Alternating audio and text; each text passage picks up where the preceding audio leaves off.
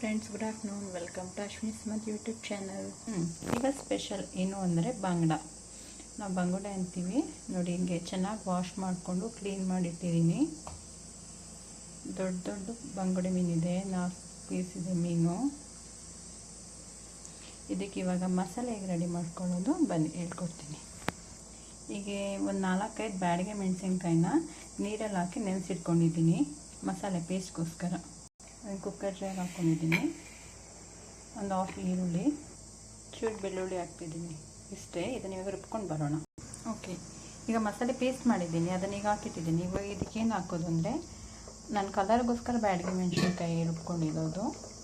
ಅದಕ್ಕೆ ಸ್ವಲ್ಪ ಖಾರದ ಪುಡಿ ಹಾಕಿ, ರುಚಿಗೆ ತಕ್ಕ ಉಪ್ಪು ಹಾಕಿದ್ದೀನಿ. ನಂತರ ಸ್ವಲ್ಪ ಅರಶಿನ ಪುಡಿ ಹಾಕಿ,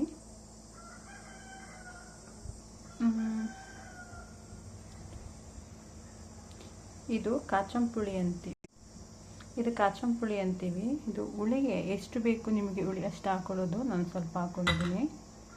ಇದು ಕೂರ್ಗ್ ಸೈಡಲ್ಲಿ ಸಿಗುತ್ತೆ ನಿಮಗೆ ಕಾಚಂಪುಳಿ. ಇದಕ್ಕೆ ಸ್ವಲ್ಪ 1 ಸ್ಪೂನ್ ಅಷ್ಟು ಅಕ್ಕಿ ಹುಡಿ ಹಾಕ್ಕೊಂಡು ಇವಾಗ ಇಷ್ಟೇ. 1 ಟೇಬಲ್ ಸ್ಪೂನ್ ಅಕ್ಕಿ ಪುಡಿ, ರೊಟ್ಟಿ ಮಾಡ್ತೀವಲ್ಲ ಅದೇ ಅಕ್ಕಿ ಹುಡಿ ಹಾಕಿದ್ದೀನಿ.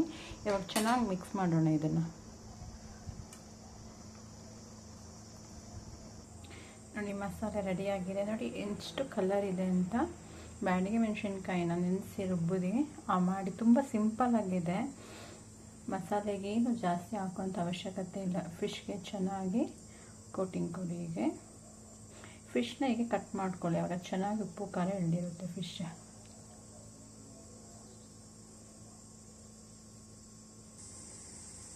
ಫಿಶ್ಗೆ ಚೆನ್ನಾಗಿ ಮಸಾಲೆ ಎಲ್ಲ ಕೋಟಿಂಗ್ ಕೊಟ್ಟಾಗಿದೆ. ಇವಾಗ ಇದನ್ನೊಂದು 1/2 an hour ಸಾಕು. 1/2 an hour ಎತ್ತಿಡೋಣ, ಮತ್ತು ಫಿಶ್ ಫ್ರೈ ಮಾಡೋಣ.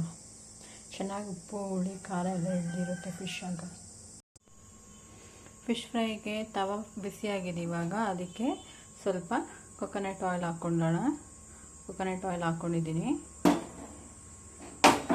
ಎಣ್ಣೆ ಚೂರು ಬಿಸಿ ಆಗಲಿ ತವದಲ್ಲೇ. ಕೊಕೊನಟ್ ಆಯಿಲ್ ಹಾಕ್ಬಿಟ್ಟು ಫಿಶ್ ಫ್ರೈ ಮಾಡಿದ್ರೆ ತುಂಬ ರುಚಿಯಾಗಿರುತ್ತೆ. ಎಣ್ಣೆ ಬಿಸಿಯಾಗಿದೆ. ಇವಾಗ ಇದಕ್ಕೆ ಫಿಶ್ ಹಾಕೋಣ.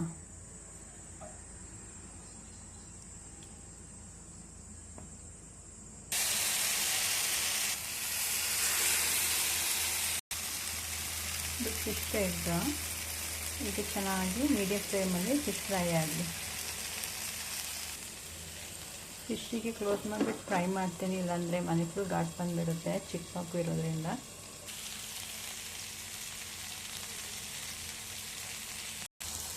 ಈಗ ಒಂದು ಕಡೆ ಬೆಂದಿದ್ದೀನಿ, ಉಳಿತ ಮಾಡೋಣ.